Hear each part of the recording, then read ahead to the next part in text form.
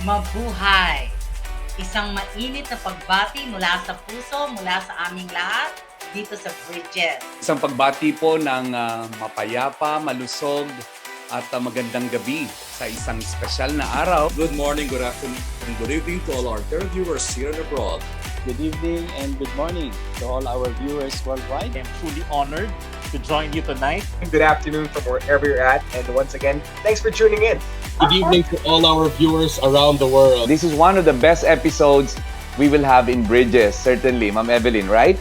Totoo yan, because tonight, we're going to feature yung very well-known natin. Oo, kanina nung greetings nyo kanina, sabi ko, ay, worldwide pala ito, kaya dapat i-cover ko lahat ng mga greetings ng morning, afternoon, and evening. Thank you very much for joining us this very early morning there in LA. Hindi ko nga pinatulog tong anak ko para gisingin lang ako. Kaya hanggang ngayon gising pa sila. Siyempre, kailangan ko munang batiin ang ating mga kasamahan na Thomasino dito sa Bicol. Ang mga Thomasinong Bicolano, marami po sa kanilang nanonood ngayon. Maraming salamat sa inyong pag-invite sa akin dito at magandang gabi.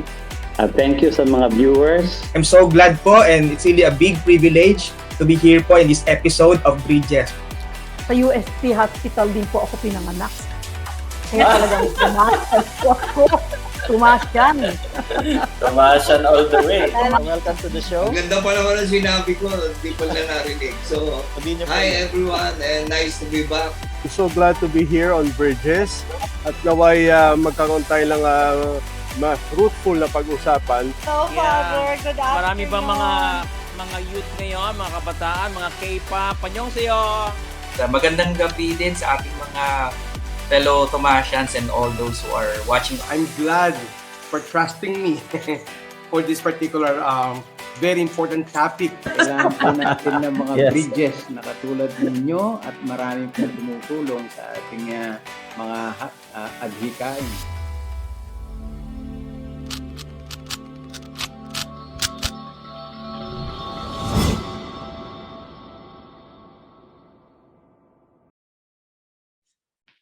Albert Einstein said, "A leader is one who out of clutter brings simplicity, out of discord, harmony, and out of difficulty, opportunity. Indeed, a leader is one who brings order and influences others to do so. A leader is one who, because of what he or she is, inspires others to be their best. Some even dare say, leadership is a gift. Good leadership is not just about personal gift. Good leadership is actually a gift to the society."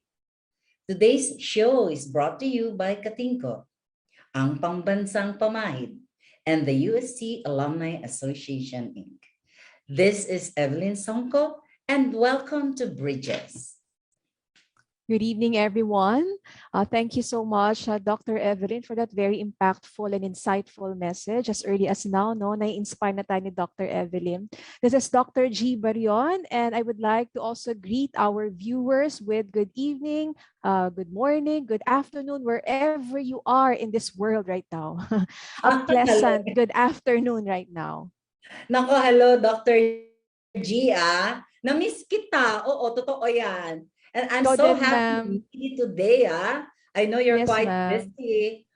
Yes, ma'am. I actually finished a lot of things for work. At saka, yung work ko kasi dalawa May corporate work ako as consultant. Meron din akong work sa academe. So natapos na natin yung finalization ng grades of the student as well as some hosting job and consulting jobs on the side. And I will always make time for UST, particularly with Bridges. Malakas sa akin ang Bridges Nako, loves kita talaga. Yeah. Ma'am Eve, balita ko nasa La Union ka ngayon. Tama ba? La Union ba yan? Oo. Kamusta ka naman? Sa'yo kung nasaan kami. Oo nga Mamaya pakita mo sa akin yung background mo. Mamaya. Well, nabanggit mo kanina, mga grades and all that. Maraming graduation ngayon. And many parents are busy these days. Nagpe-prepare sila, preoccupied sa graduation ng kanilang mga anak. At marami sa mga gagraduate na yan o mga gumraduate na mga students na iyan ay may mga leadership award. Diba? Yes, important yan, ma'am, kasi that's part of Maslow's hierarchy of needs, yung self-actualization. Yan, di ba? And you can get that through recognition. Oo, I agree with you. Kaya nga, aside from the grades, very important yung nade-develop nila sa mga experiences nila. That's why our guest this afternoon is a person who today is a leader. Pero when he was a student way back in college, he was also a leader. Kaya lang baka ma-introduce ko na. Mas mabuti ikaw ang mag-introduce, Dr. G. Sige, ma'am, I will introduce him to all of you. I'm sure yung mga viewers natin interested and excited to find out who our special guest is. Our guest this afternoon is actually a graduate of BS Communication Arts from the Faculty of Arts and Letters. He's also a student, and even until now, he has assumed various leadership positions and roles. Or what I mean is, as a student, and even until now, he has assumed various leadership positions and roles. He's the president of Juan Merato Foundation and Chief Corporate Social Responsibility Officer of the Manila Electric Company. And he's also the first Filipino to serve in the board of the Humanitarian Leadership Academy based in London, United Kingdom. Ladies and gentlemen, please welcome Mr. Jeffrey Tarayao. Welcome in the house. Magandang hapon sa inyong lahat. Dr. Songko, Dr. G, at sa milyon-milyong nanonood sa Bridges. No? I mean, yung naibibridge ninyo ng palatuntunan ito. Ang napakarami nating hindi lang ang mga Tomasino, kundi pati yung mga nais makinig sa ating mga Tomasino. Kaya maraming salamat, magandang umaga at magandang gabi sa ating mga kababayan saan man kayo naroroon. Naku, welcome. Welcome to the show, Jeff. We are so glad that you are able to join us today. Alam ko, ang hirap mong hanapin. Napaka-busy niya ni Mr. Jeff. Oo. We're interested to know what you been doing these days. Kasi ang hirap mo hanapin. No, alam naman natin na kahit na meron pang konting pandemya, no? At nakikita natin sa balita nitong mga nakaraang araw, parang may threat na naman na dumami siya. Samantala, I think in the last 6 months, no, ay nagbabalik na muli. Hindi lang yung ekonomiya, but pati yung mga activities, no. Sa aking trabaho bilang Pangulo ng Juan Merato Foundation, ang aming ikinabubuhay ay talagang pumupunta sa komunidad. Kaya itong mga nakaraang buwan, tayo bumabalik ng paunti-unti sa mga communities, no? Kaya ako'y buhay na naman kasi yan talaga ang nakakapagpasaya sa aking puso, no? Kaya medyo naging busy tayo dahil marami tayong mga kababayan din na nangangailangan ng iba't ibang tulong, no? Lalong-lalo na doon sa aking area, which is electrification.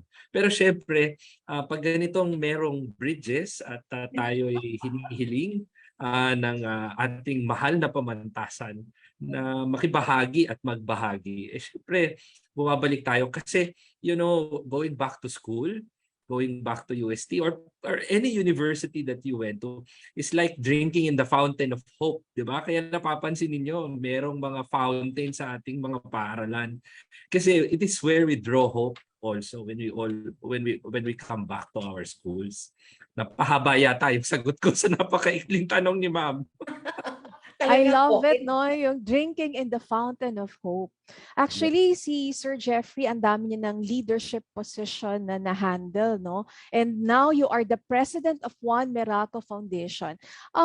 Sir Jeffrey, ikaw ba, have you ever seen yourself ba na leader talaga ever since? Although I heard kanina kay Ma'am Evelyn na dati pa, no? Nagli-lead ka na sa school as a student. Pero ikaw ba, talaga bang part yan ng roadmap mo in life na maging leader? I think I have always been magnetized by it. Naaalala ko nung high school, sa tingin ko nagsimula talaga nung high school, na nabibigyan tayo ng opportunity na mag-lead. But never ako naging class president. So, parang I think ang una kong, katulad ng nangyari sa akin sa UST, representative ako ng first year high school. Doon nagsisimula. Nung elementary wala, parang studios yata ako nung elementary. Nung high school, nai-enjoy ko yung extracurricular, no? But sa tingin ko sa mga student leaders, hindi nila nakikita yung extracurricular as an extra. I think it has always been integrative of the experience in schooling or in the academy. So yun, simula nun, nagiging active tayo sa iba't ibang school activities, no, until I became the student council president when I was in high school. Actually pagod na pagod ako noon kaya nung ako yung nagsimula mag-aral sa UST, I promised myself na I won't be active in all of these school activities, but you know, you always end up getting elected, di ba? Working with the others. So for me, that's always a learning opportunity. Okay, of course, later on you realize these are learning opportunities for all of us. Kaya siguro hindi na rin natin napapalampas yung mga ganoong pagkakataon. So tingin ko, if that is destined, I'm not really sure. But you know, I've always believed that leadership is more of a response more than anything else. No, it's not about going forward, it's responding to it. No leader will be a leader if he did not respond first. So I think ganun yun, no? The operative term there is your one's ability to respond. Kahit na ayaw mo na minsan, kahit napapagod ka na, kapag rumiresponde ka, minsan hindi mo alam you're responding, di ba? Tama. Minsan unconscious of it. So siguro yun, kaya siguro simula nun, hindi mo na siya maiwanan. Kahit gusto mo minsan ma-detach, it becomes natural to you already. That when you're called to do something or called to lead, whether in a big or in a small way, you respond to it. Siguro yan yung palaging nangyayari sa akin. Kaya sabi nga ni Ma'am, simula noon hanggang ngayon, naandyan pa rin, nagle-leader pa din, di ba? Right. I like it yung response, no? Leadership is being able to respond. Sabi nga yung respondability daw ang pagiging leader. There's a respondability given on your shoulder. Now, Sir Jeff, I'd like to know, no, and I'm sure na marami rin curious malaman, no, what contributed kaya to your growth as a leader? The first thing on my head, and I will never ever forget this, is my parents. Kasi they've shown leadership inside our house. You know, we grew up in a struggling family. I'm the eldest of three. My father was a family driver. My mother was a sales lady in a handicraft store. Of course, I saw them struggling. But how did they respond to that struggle? Imaginein mo, sa sweldo nilang dalawa, kahit pagsamahin mo, hindi talaga ako makapag-aral sa UST noon. Di ba? Pasalamat na lang tayo at kahit paano may mga tumulong sa atin. But later on, I-discovered marami silang pinagkautangan. So for me, nakita ko early on yung response nila sa ganong struggle. And paano nila i-lead yung pamilya namin, no? I have a brother and a sister also. So for me, ever since, the greatest influence will always be my parents. It's just that I'm very lucky that I saw the same attitudes in the people I've worked with ever since. No, in the university, my mentors, my teachers weren't only downloaders, if I may use the millennial term, downloaders of knowledge. They were always I think pushing the leader inside you. Nabanggit natin kanina yung isa kong guro, no, si Ma'am Faye Martel. Hindi po pwedeng kung ano yung kaya mo yun na. Kailangan hugutin mo yung mas kaya mo pa. And I think that's the kind of environment I grew up in. In the family, it was like that. In school, it was like that. Later on in work, it's 10 times like that. So those are, I think, it's always people, no, to influence. It's just, I think, we're just very blessed that the people na nakakasama natin are also models of that kind of leadership. And sometimes, no, my first encounter with Dr. Songko wasn't as happy as the others would have, no? Ang una naming pagkikita dapat papagalitan niya ako. Ganun Pero ba? yes, pero in-explain niya sa akin kung ano yung kamali ang nagawa namin at kung Ayun. paano itatama yun. So, for me, that is an experience na you will carry your entire life. Diba? Of course, as teachers, they are like your second parents, diba? Pagdating sa school. I think it was the So, kindness that came out with the yes. kind of correction that Right. that she wanted to happen. Diba? Ako, I also have a temperament. Maybe because of may justification agad ako, di ba? Because of my marketing communications personality. So I also have a temperament. But you always have to remind yourself about the value of kindness. Kindness. Because that is the kind of leaders that we need today, di ba? True. Leaders who will be kind to themselves, kind to the people they work with. Because it's very different, diba? It's more chaotic these days. We struggle more these days. So we need more kindness to be able to survive these days. Wow, interesting story, no? Ang dami pa natin pag-uusapan mamaya. Ma'am Evelyn? Yeah, actually, iniisip ko lang, no, Jeff, nakakatuwang pakinggan kung ano yung sinasabi mo. And then you emphasized on kindness. And it is that kind of leadership that you are actually pushing now. That when you are a leader, you have to be kind. Bakit mo sinabing kind to the others that you work with? Would you like to clarify that? Yung kind ka ba sa mga taong na-encounter mo? O yung kindness mo will go beyond the organization where you are? That's true. I'm saying that because I'm also sometimes I don't know if it's a victim, but sometimes ako din hindi kind. And nakikita ko yung resulta ng pagiging hindi kind. Mas nasistress ako, mas nasistress yung ibang tao. Totoo yan. But if you sometimes you have to be reminded, especially if you're at the height of your temper. If the option is to be kind, then I think it's a little more peaceful. Mas may enthusiasm na nabubuo among all the participants. But because hindi naman kasi natin alam yung pinagdadaanan na struggles ng mga nakakasalamuha natin. True. And I think the only way for us to make sure we don't add to the struggle is kindness. Diba? Is peace. Diba? Yes. Kahit na minsan mahirap, diba? Mahirap yun eh. It's very difficult to be kind. Yeah. Even and a lot of people are using this justification. Even Jesus Christ went to the temple and got mad at the peddlers, diba? But at the end of the day, diba, it's kindness that brought him up there, that made us look at him. Yeah. Diba? Oo.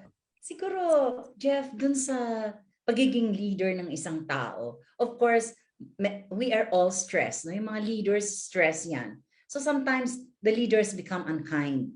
And especially kung may nakikita siyang hindi umaandar sa sistema. So, nagiging unkind siya.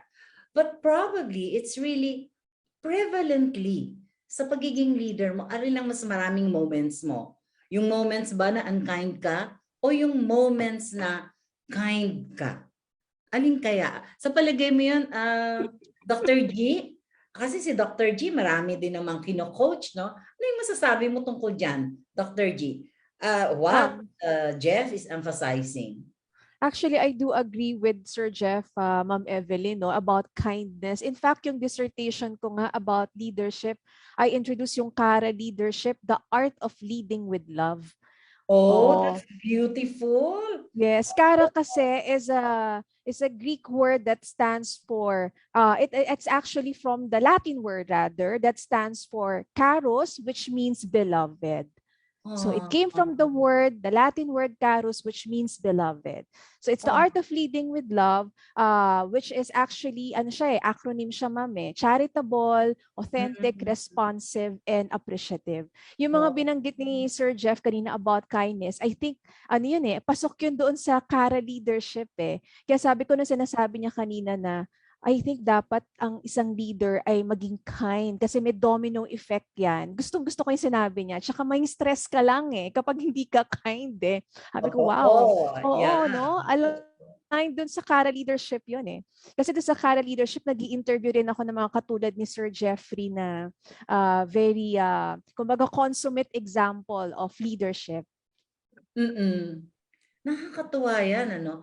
Kasi, when you talk of leadership that is guided by love, no, or leadership that is rooted on love or in love, no, pag sinabi mo yung pang leader na yan ay nasa likuran ng mga tao o nasa harapan ng mga tao, what do you think, Jeff?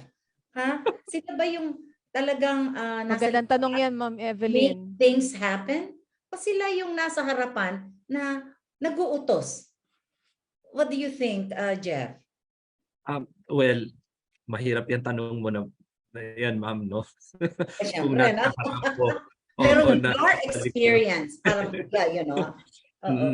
Kasi sa tingin ko, may mga pagkakataon ng isang leader ay dapat nasa harapan. Hindi lamang para magutos, but to model. But to model some things, di ba? Kinakailangan nandoon ka para makita ng constituents mo or the people whom you serve na, oops, we're all in this together. The leader is leading us. And there are also opportunities. And I think this is more often, if to answer Ma'am Songko's question, more often that the leaders at the back, because our role as leaders also is to make people fly. As opposed to the usual idea of pushing people, di ba? Di ba, in HR we have to push our people to their fullest potential.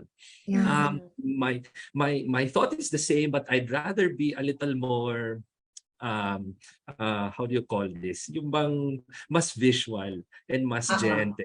Well, our role as leaders is to make people fly. And to make people fly, we have to bring them to the edge. Tulak mo ba? Tutulak mo ba, Jeff? Remember, tulad ng mga eroplano, di ba? Hindi makakalipad yan kung nandun pa rin sila sa gitna ng runway. Kailangan pumunta ka na doon sa dulo para makalipad yung mga yan. And for me, when we say we put our people to the edge, because that's the only way they will be able to fly when they get out of the comforts already. So sometimes it can be unpleasant kasi di ba when you're at the edge, takot ka, hindi mo alam kung anong mangyayari sa'yo. But there is where leadership again will come in. Because as we let our people fly, you also let them know and realize that if you fall, the leader is there. Yeah. Talagang andun siya para saluhin ka, no? Yeah. So yun ang ano no, yun I think that's the wisdom. May pagkakataon na kinakailangan nandoon tayo sa harap para ma-model natin kung paano. At mas maraming pagkakataon na nandoon tayo sa likod. Para maitulak natin at mapalipad natin ang mga pinagsisilbihan natin. Diba? Hindi naman kasi po pwedeng lahat ay binababa lang natin sa kanila. In fact, I think that's the worst type of leadership when we just download all of these things to them. Yeah. And then the unfolding begins, no? Their potentials unfold. Kaya ang ganda no? When you are a leader and you help others become leader, when you help others bloom, napakaganda talaga ng example na leadership yan. Does that fall under your leadership in love, Dr. G? Ganun din ba? Yes, ma'am. Kasi sa Cara leadership, tinuturo ko din doon yung situational leadership. Partly yung binabanggit ni Sir Jeff kanina is about situational leadership.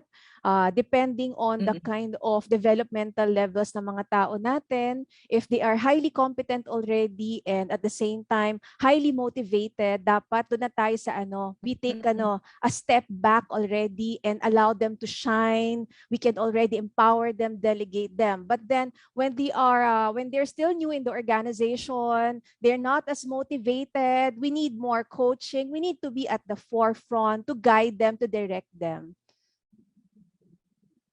Oo. So, depende talaga yan sa moment, Meron kang moment na nandoon ka sa harapan at ginaguide mo sila. May moment na kasabay mo silang naglalakad at merong moment na itutulak mo na sila. Pero yung pagtulak mo, hindi pa bababa, Tulak na pataas, pa-push, diba? In your experience, Jeff, meron kang ganun talaga na pag-journey. Tama ba, Jeff? Yes. Ma'am, Dr. G, I think I have discovered already my mission in life. And that mission in life is for me to be a facilitator of growth. I am there to facilitate people's growth, the growth of organizations, the growth of ideas. So if it's pushing or letting them fly or igniting, I think that has always been an area that I am so full of joy, and yet I know I can contribute the best. Because that's what they need. So yan, yung aking karanasan dyan, yun ang measure ko ngayon. Nag-grow ba itong tao to habang katrabaho niya ako? O habang binibigyan ko siya ng proyekto? So, you go beyond the targets, di ba? Dr. G, sa atin, sa corporate, everybody is so mindful about targets, of goals, di ba? In fact, dapat yan given na. Hindi pwedeng hindi natin yan ma-achieve. Hindi ba? Kaya I think that's where you separate the leaders from the others. Because the leaders look now into the ways in which people are able to achieve goals. And that's where they can contribute. Diba? That's where they facilitate growth of people. Yung doon tayo nako-conscious, tama ba yung pamamaraan ng taong ito sa pag-achieve nitong goal na ito? Kasi hindi naman pwedeng inuutusan lang natin sila, you reach this sales by this end, by this month end, or by the year end. Our more important role as leaders is that in the process of achieving something, are we able to facilitate the growth of this people in a good way? Ang ganda niya, Jeff. Inspiring talaga si Mr. Jeffrey. You do not just put the goal there. You do not just tell the person or your staff or your followers that this is our goal and we should achieve this. Ang ganda na sinabi mo na dapat alam mo rin ano nangyayari dun sa tao habang naglalakbay siya papunta dun sa goal. Diba? Dapat alam mo ano yung nangyayari sa buhay niya. Halimbawa, nilagyan mo ng vision. Kasi syempre as a leader, you set the vision and you like them to join in that vision. You want to know whether they are also growing along that vision. Magandang issue rin Yung vision mo ba? Yung vision ng company? Vision ba nila? At hindi lang yon. Yung bang pag-join nila sa vision ng kumpanya, nakikita nila yung vision nila as a person. Vision nila to grow. Diba ang ganda? Nakakatuwa yan kasi, you of course naman, di ko naman sabihin you young people, no? Hindi sabihin yan. Pero sabihin, at least, pwede ka akong magsabi sa inyo, you young people, because I'm old, no? But Hindi naman mukha, ma'am. I love you, G. Yun, at look least, young. Kayo yung mga modern day leaders na iba na yung mga concepts niyo, yung mga paradigms niyo. Well, anyway, Jeff, ang sarap talaga pagkwentuhan yung mga karanasan ninyo at saka yung leadership as a student leader at ngayon. But right now, we'll have to take a break for a moment. Yes. Friends, we'll be back in a bit. Stay tuned.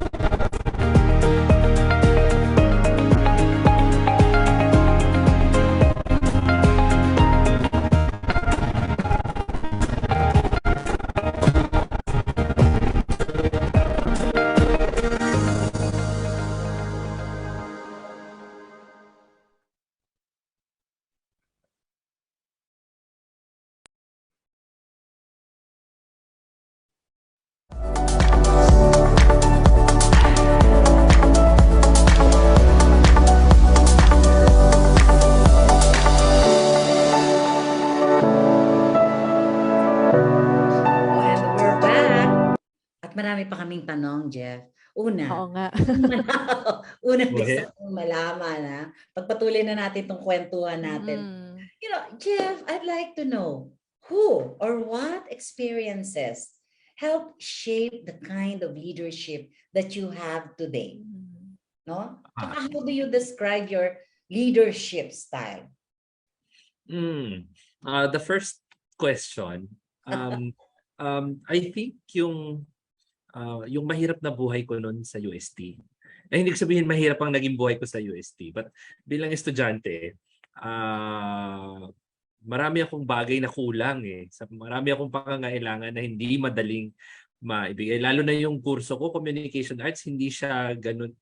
Ano bang sasabihin? Medyo magastos siya dahil kailangan namin mag-produce ng videos, no, ng mga commercials, minsan ng pelikula. Kailangan mong mag-ambag palagi. Oh, yes. Yes. Kailangan mong mag-ambag palagi. Pero syempre, okay lang na mag-ambag kasi may maganda kayong produkto gagawin sa huli. Pero bago ka makapag-ambag, it was a struggle for me. So there are really days na all your other classmates gimmick, no? Hindi naman yung matinding gimmick, hindi naman madalas gumimik ang mga Thomasino talaga. Pero ikaw, hindi ka makakasama. Ako, hindi ako makakasama. Kasi alam kong meron akong kailangang paglaanan nito dahil nahihiya akong humigi sa parents ko at meron pa silang 2 anak na kailangang paaralin. So, I've always said that those kinds of struggle are really life-shaping, are very attitude-shaping. That when it comes to rainy days today, it will not be very difficult for one person to give up on things. And I think one of the important lessons I learned also from that, and you know, our good friend and Father Rector, Father Roland de la Rosa, I remembered him talking about this. It's the value of detachment.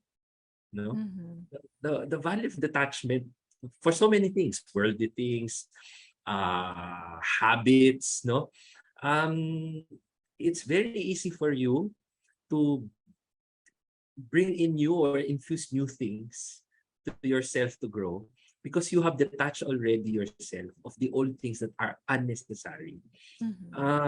So yun, those were the experiences.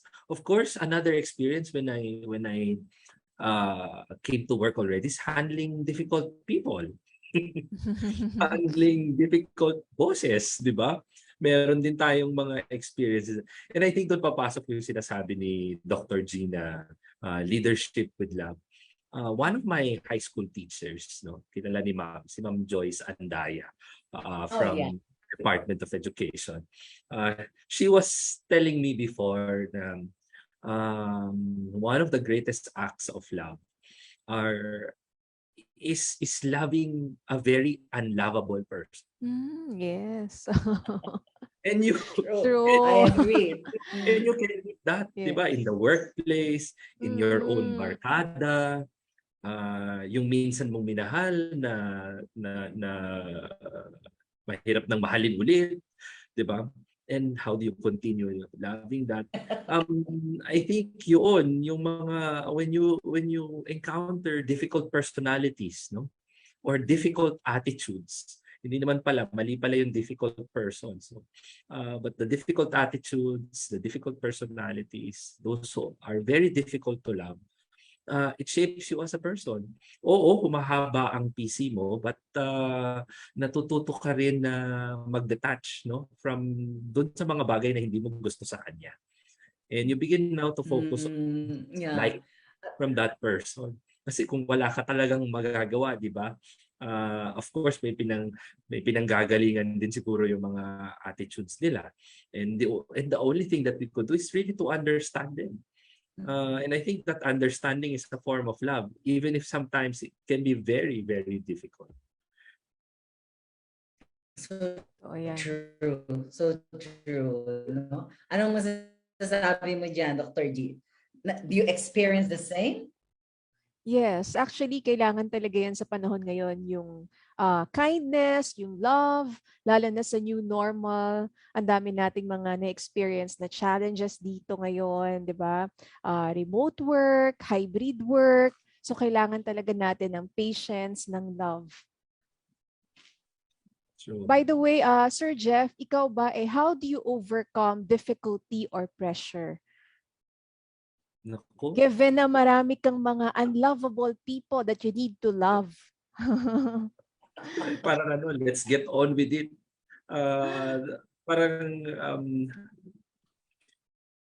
We need to do what we are supposed to do.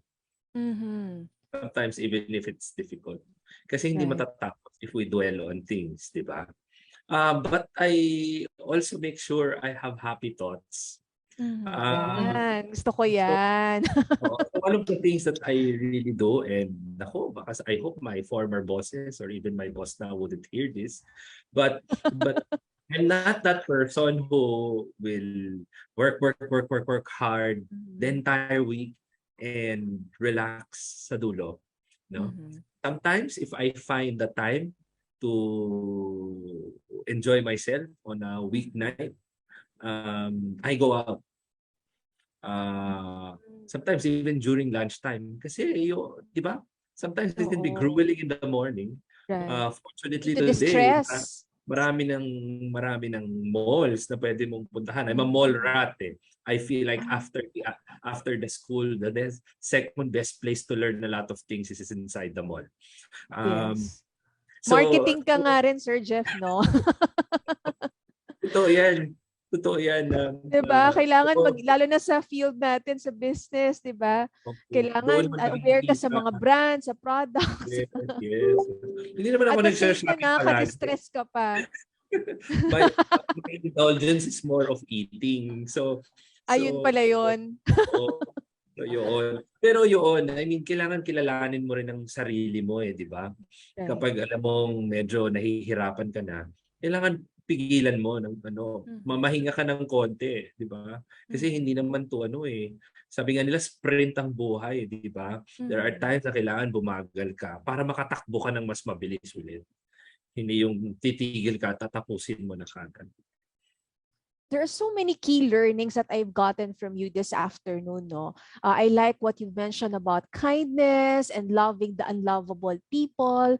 You also mentioned about yung kailangan may time ka rin to unwind, to distress, in order for you to be able to handle all the difficulties and pressures and focusing on the objective of why you're doing things. Ito nga yung tinatawag nating management by objective, diba? If everything else fail, diba? What you do is you focus on the MBO or the management by objective. Ayaw nilang sumunod sa'yo or kahit na anong gawin mong tama, sinisiraan ka pa rin ng mga tao. Okay, let's be more logical, let's be more objective, let's go by the MBO. Yan yung parati natin sinasabi sa corporate world, diba? Now, having gone through a lot of experiences, several challenges, and I know that kanina nabanggit mo in passing that you have your life mission concretized.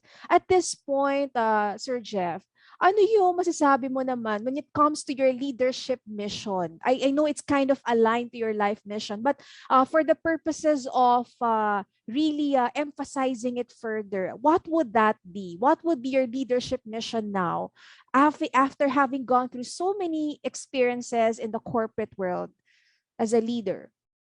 Well, I don't know if I would have the capacity to produce leaders. I can only facilitate them or facilitate the experience, no?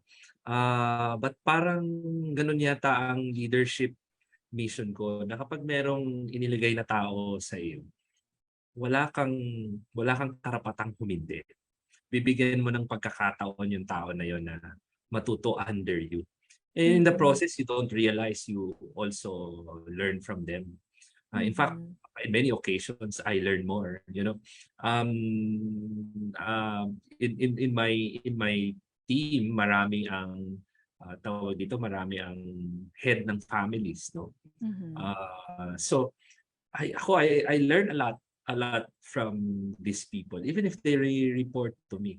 The other thing related to the leadership mission is, I think the development of one's self-awareness. Nice. Leadership is not just the leader giving. It's also an opportunity for the leader to also deepen himself or deepen understanding of himself. And I'm very thankful. We're all thankful, di ba, kapag tayo ay kahit papaano na impluwensyahan ng ating University of Santo Tomas, no? Spirituality, for example, is not something ceremonious to us, di ba? Hindi lang natin napapansin, di ba? Makikita mo sa UST Chapel pagdating ng exam. Parang merong EDSA revolution sa loob ng simbahan. Everybody's just there praying. Right. But it is a recognition. It is a recognition of one's lowliness, di ba? And I think that is fundamental to the leadership that I grew up with. We're not there to be served at, no, as leaders. We are there because we are called to serve. So the very fundamental, I cannot separate the idea of leadership in my life with the idea of servanthood, no? Of servant leadership. Parang ever since yata I got exposed to leadership, it's always in the purview of servant leadership. Kahit na managerial, no, or management mindset yung kinakailangan sa atin, it all goes back na wait, are the people I'm working with being served well? Are the constituents, are the beneficiaries of the program at the end of the day, tawag dito, napagsisilbihan ba sila ng programa ng mas mabuti? You see, marketing communications people like us, we have a tendency to really be creative, di ba? Or really inject creativity in everything that we do. That sometimes, especially in my case, doing social development, corporate social responsibility, sustainability projects, the tendency is, ito very creative yung concept. Diba? Maganda to, we will lead here, we will get so much eyeballs for this campaign. But where does servant leadership come in? You begin to ask yourself, it's very creative, it's very nice, it's groundbreaking, but is it really meaningful to the one who needed help out of this project? For me, at the end of the day, kahit na ano pang creative ng program, kahit na award-winning pa yan, we still ask ourselves, are we really giving meaningful change? Is this program really facilitating meaningful growth of the beneficiaries that we intend to benefit, no, from the programs? So kahit ano pa yung ganda, kahit ano pang believe mo sa idea mo. You know, I always say to the people I work with, especially when we do strategic planning, and even to my class in UST, when they begin to make proposals, I always tell them that don't fall in love with your project proposals. Because later on, you will see, when people begin to see it and you see the proposals of others, they are way better than yours. I like the process question you've said earlier, no?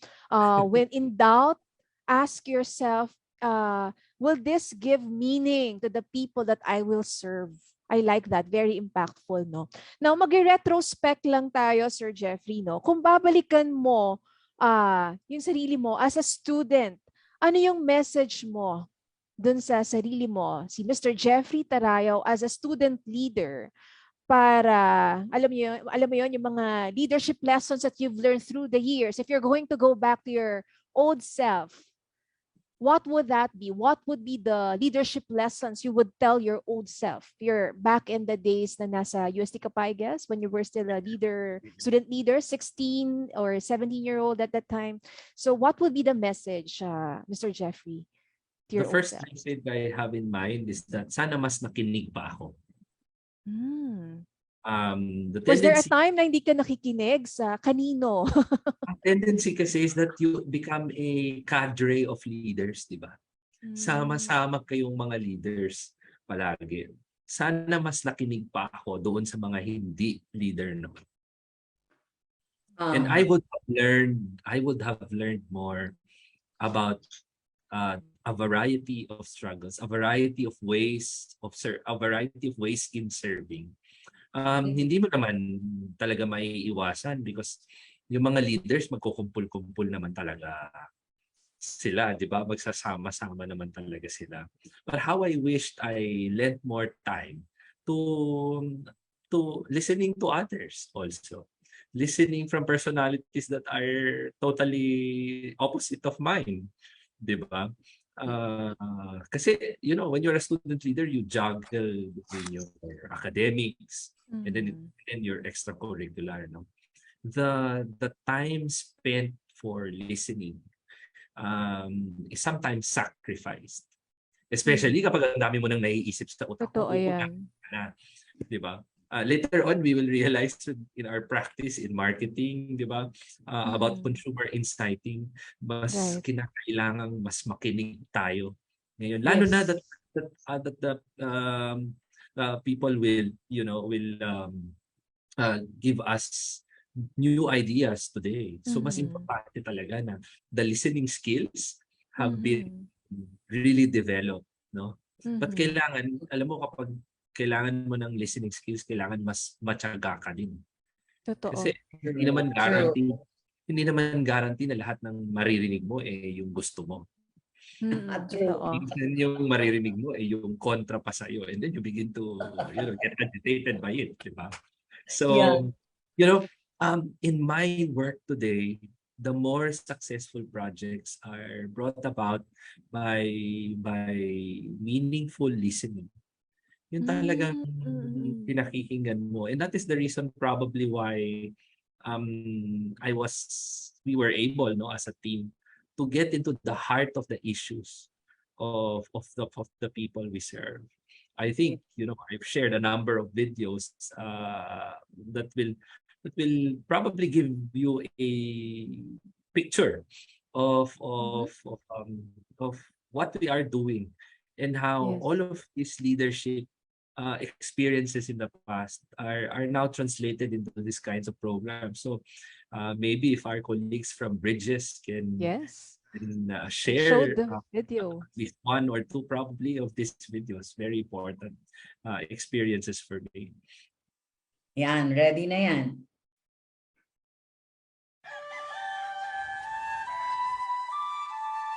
Actually, yung mga katutubo, kahit maliit pa yun, so yung edukasyon na tinatawag, wala yun sa vocabulary nila. Bata pa lang ako, may teacher na ako, so nasubaybayan ko mismo yung kahirapan. Sabi ko, darating ang panahon na matutulungan ko sila. Ang School Electrification Program ng Juan Meralco Foundation ay sinimula natin noong 2012. We realized that many of our schools, especially those located in remote islands and communities, really need basic electricity. When we first met Alex 5 years ago, he's a very good student leader. At nung nakausap ko siya noon, sinasabi niyang, pag nakagraduate siya sa Kibang at pag-aaral siya ng education, babalik ako para makapagturo ako sa aming pamayanan. If you are able to empower students like Alex, and the teachers and the other students see that as an inspiration, and then they receive a solar power equipment like this, it's a perfect combination of how you actually help fulfill dreams.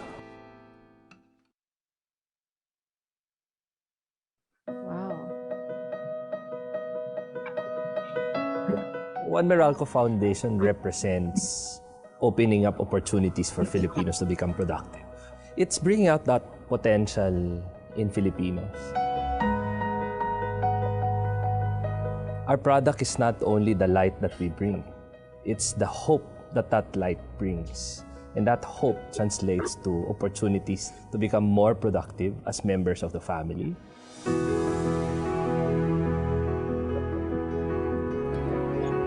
All of our projects have partners. It exemplifies the kind of development that we aspire for in this country, that we all have to work together to make things happen.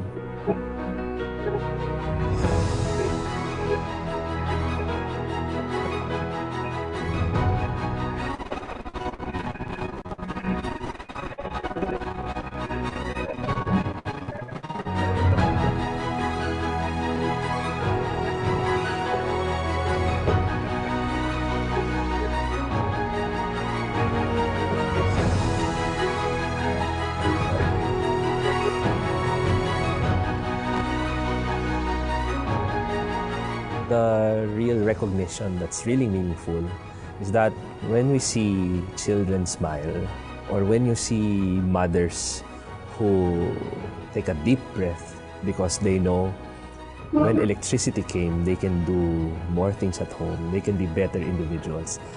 That's the kind of recognition that uplifts our spirit.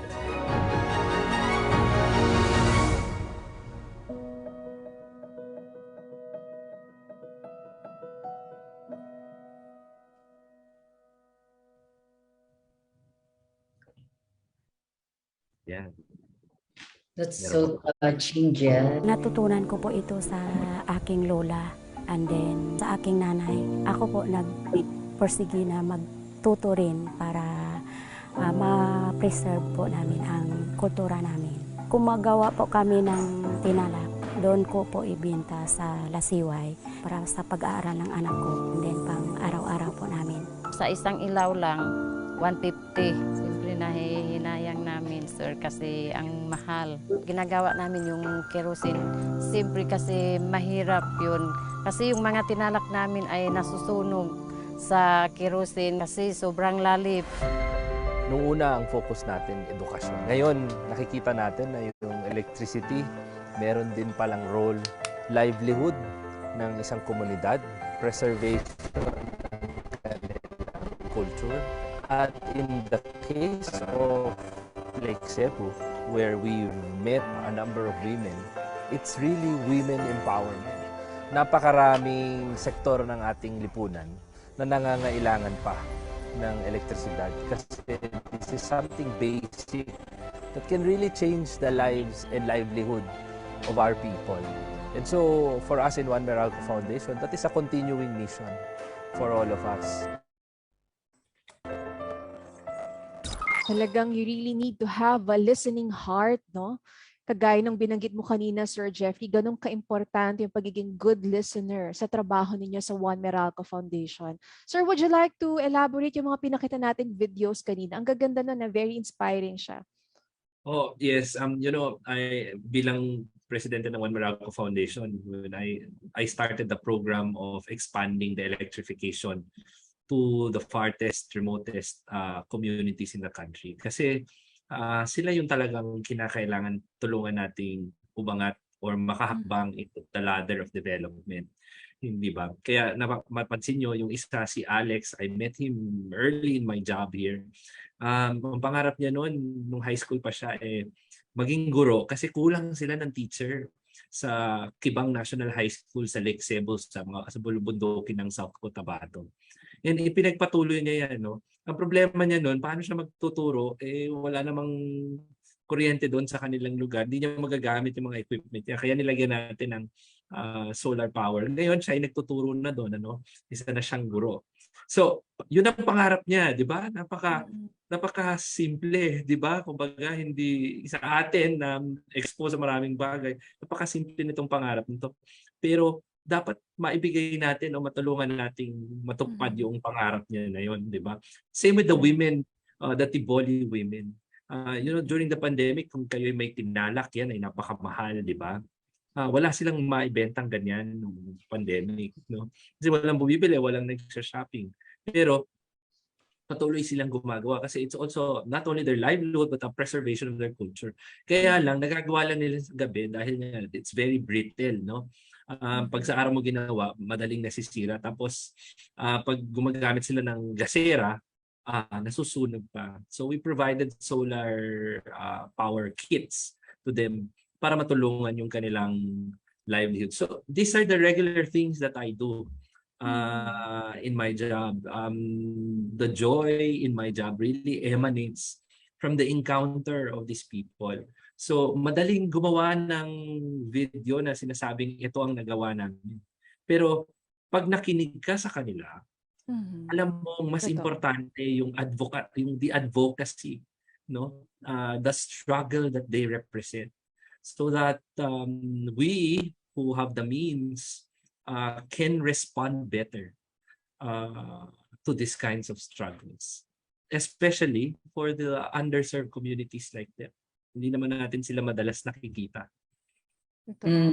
That is really beautiful, Jeff. Nako, I wish we have more time. Kaya ang dami pa natin gusto tanungin, Ma'am Eve. Yes. So now I think, Dr. G, we now ask Jeff, give us just one line, your final message to our viewers. Well, when I was a kid, I thought I was going to be a priest. And so idol ko noon si Cardinal Sin. And I always remember these lines from a homily he said. And I think ito ang punot dulo ng ating mga pagkatao. No? He said, man achieves the fullness of his humanity when his dignity is respected, when his freedom to do good is respected. And so I thought each and every one of us has a leadership potential. And that leadership potential need not be present in high offices or wherever. Sometimes leadership in our own family is just the necessary leadership that we should have, and that will exponentially grow when our kids, our brothers and sisters in our own family see that leadership in their own small space at home. And that's when the fullness of humanity really comes out. When our dignity as individuals are respected, when our freedom to do good is protected. So that is my message to everyone who's listening from Bridges. Diba? Leadership is also about being a bridge, from where you are to where you want to become. So if you have a potential to be a bridge to others, that's also leadership. That's also a leadership experience for us. Magandang hapon sa inyong lahat. Thank you. So Thank many you insights for this afternoon. Yeah. Thank you so much, Jeff, for joining us this afternoon. Yes. And of course, definitely, we will not forget that this afternoon brought us many very good thoughts and insights. First, of course, the leader brings light, the leader brings hope, and definitely the leader leads with love. And therefore, because of that, the leader brings hope not only to himself, he brings hope to the people. But he cannot do it alone. The leader will have to partner, work with others so that things will happen.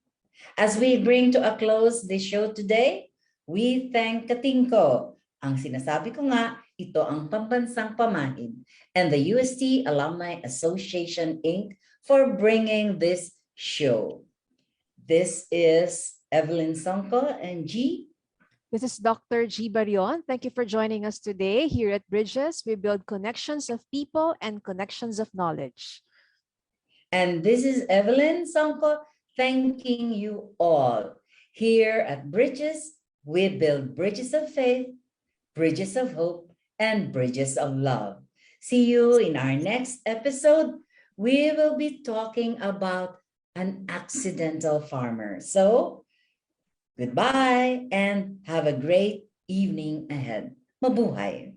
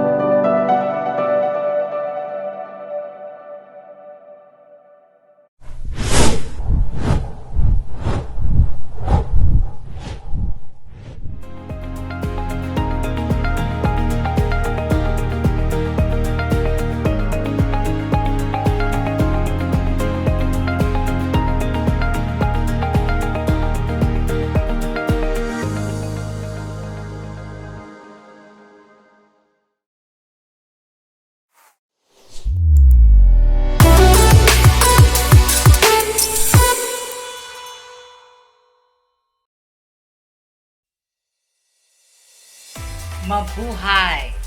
Isang mainit na pagbati mula sa puso, mula sa aming lahat, dito sa Bridges. Isang pagbati po ng mapayapa, malusog, at magandang gabi sa isang espesyal na araw. Good morning, good afternoon, and good evening to all our televiewers here and abroad. Good evening and good morning to all our viewers worldwide. I'm truly honored to join you tonight. Good afternoon from wherever you're at. And once again, thanks for tuning in. Good evening to all our viewers around the world. This is one of the best episodes we will have in Bridges, certainly. Ma'am Evelyn, right? Totoo yan. Because tonight, we're going to feature yung very well-known natin. Oo. Kanina, nung greetings nyo kanina, sabi ko, ay, worldwide pala ito. Kaya dapat i-cover ko lahat ng mga greetings ng morning, afternoon, and evening. Thank you very much for joining us this very early morning there in LA. Hindi ko nga pinatulog tong anak ko para gisingin lang ako. Kaya hanggang ngayon gising pa sila. Siyempre, kailangan ko munang batiin ang ating mga kasamahan na Tomasino dito sa Bicol. Ang mga Tomasinong Bicolano, marami po sa kanilang nanonood ngayon. Maraming salamat sa inyong pag-invite sa akin dito at magandang gabi. Thank you sa mga viewers. I'm so glad po and it's really a big privilege to be here po in this episode of Bridges. Sa UST Hospital din po ako pinanganak. Kaya talagang Thomasian po ako. Thomasian. Thomasian all the way. Welcome to the show. Ang ganda pa naman ang sinabi ko, hindi pa na narinig. So, hi everyone and nice to be back. I'm so glad to be here on Bridges at naway magkaroon tayo ng mas fruitful na pag-usapan. So, Father, good afternoon. Marami bang mga youth ngayon, mga kabataan, mga K-pop, annyeonghaseyo. Magandang gabi din sa ating mga fellow Thomasians and all those who are watching. I'm glad for trusting me for this particular very important topic. Kailangan po natin ng mga bridges na katulad ninyo at maraming po tumutulong sa ating mga adhikain.